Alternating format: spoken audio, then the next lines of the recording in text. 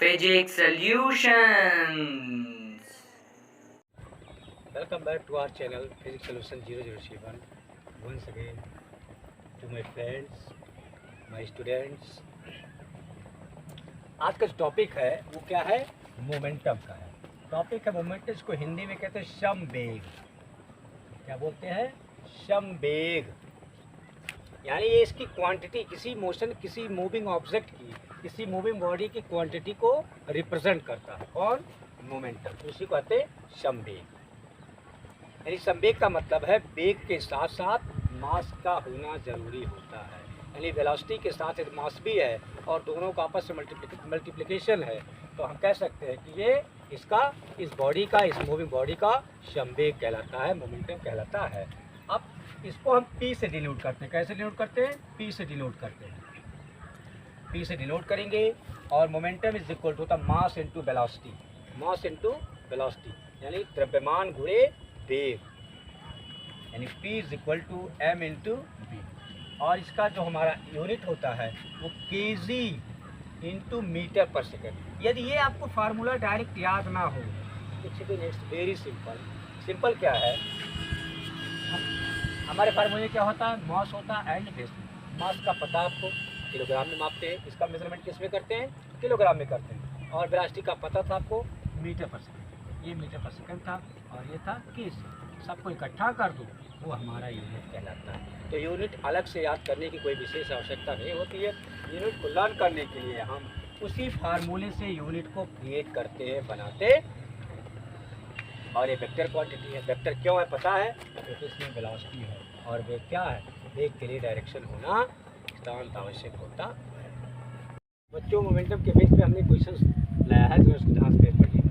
What is the momentum of a man of mass 75 kg when he walks with a uniform velocity of 2 metre per second? मतलब क्या है? Suppose लो मैं या कोई इंसान है, इसका वेट कितना है, इसका मास कितना है? 75 kg, 75 kg है और एक यूनिफॉर्म वेलोसिटी से 2 मीटर पर सेकेंड के स्पीड से वो वॉक कर रहा है, चल रहा है। तो पूछता है उसका मोमेंटम क्या होगा? तो जो चल रहा है उसको भी हम ले लेंगे, जो इसके बॉडी का वेट है, जो मास है, उन दोनों को आपस में मल्टीप्लाई कर देंगे। हमें उस बॉडी का क्या मिल जाएगा? मोमेंटम ज्ञात हो जाएगा। जो आप जानते थे मोमेंटम P बराबर होता था m इंटू, अब m इंटू बी सिंपल सा है। आपको m का वैल्यू पता है, m कितना है? 75 kg। v कितना है? 2 मीटर प्रति सेकेंड। 2 मीटर पर सेकेंड हो गया। अब दोनों का हम मल्टीप्लाई करेंगे। 75 टू सा 150। हमें यूनिट मालूम था, क्या था? kg into metre per second. ना मालूम होता तब भी यहाँ से kg, यहाँ से मीटर पर सेकेंड को हम साइड में रख देते। इस तरह से इसका जो ये मोमेंटम निकला वो 150 किलोमीटर प्रति सेकेंड की रफ्तार। जो अभी हम समझेंगे क्या? सेकेंड लॉ ऑफ मोशन, गति का द्वितीय नियम क्या कहता है?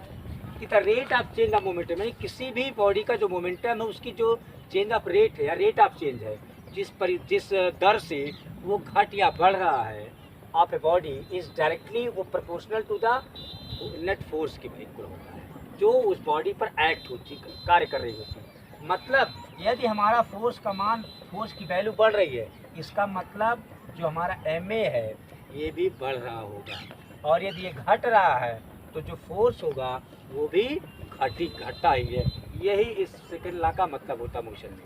यानी फोर्स बढ़ रहा है, इसका मतलब मास एंड वेलोसिटी जो हमारा है वो क्या है? वो बढ़ता है, ऑसिलेशन बढ़ता है, सॉरी ऑसिलेशन। और यदि ये दोनों घट रहे हैं, इन दोनों का जो मतलब वैल्यू निकल के आ रही है, उसका वैल्यू जो है लेस, डिक्रीज हो रहा है, तो फोर्स भी डिक्रीज होगा। ये डिक्रीज होता है तो फोर्स भी इंक्रीज होता है। इसको कहते हैं delta P upon delta T। मतलब जो मोमेंटम है फाइनल, उसमें से हम मोमेंटम ऑफ इनिशियल मोमेंटम को माइनस करते हैं और टाइम टेकन से डिवाइड करते हैं, तो हमारा delta P upon delta T निकलता है। या इसको कह सकते हैं मोमेंटम मतलब मोमेंटम वेलोसिटी है ये, एंड माइनस ये इनिशियल और फाइनल वेलोसिटी में दोनों के साथ m का मल्टीप्लिकेशन होता है और टाइम टेकन से डिवाइड होता है। अब टाइम टेकन से डिवाइड है इन दोनों वैल्यू में देख रहे होगे यम कॉमन, हमने यम को बाहर निकाल लिया, बाहर निकाल तो क्या बचा v माइनस सी अपॉन टी। और आपको पता था, हमने पिछले वीडियो में आपको बताया था कि v माइनस सी अपॉन टी क्या होता है, ये ऑसिलेशन के इक्वल होता है, यही हमारा ऑसिलेशन होता है, यानी final velocity minus initial velocity is equal to oscillation. तो हम m के साथ a का मल्टीप्लाई कर देंगे, वो हमारा एक्टिंग फोर्स फाइंड आउट होता है। और ये होता है F is equal to T into M A, ये हमारा कांस्टेंट वैल्यू होती है, यानी F is equal to M A. किसी भी मास में ऑसिलेशन से मल्टीप्लाई करते हैं तो हमारा फोर्स प्राप्त होता है। इस तरह के सवाल में इसके SI यूनिट होती है न्यूटन, SI यूनिट क्या है, न्यूटन। और सेकेंड चीज़, कल हम इसी पर बेस्ड पे 2-3-4 न्यूमेरिकल क्वेश्चंस सॉल्व कराएंगे, तो कल तक के लिए बने रहिए। Thank you and don't forget like subscribe to our channel physics solution 00 share and share.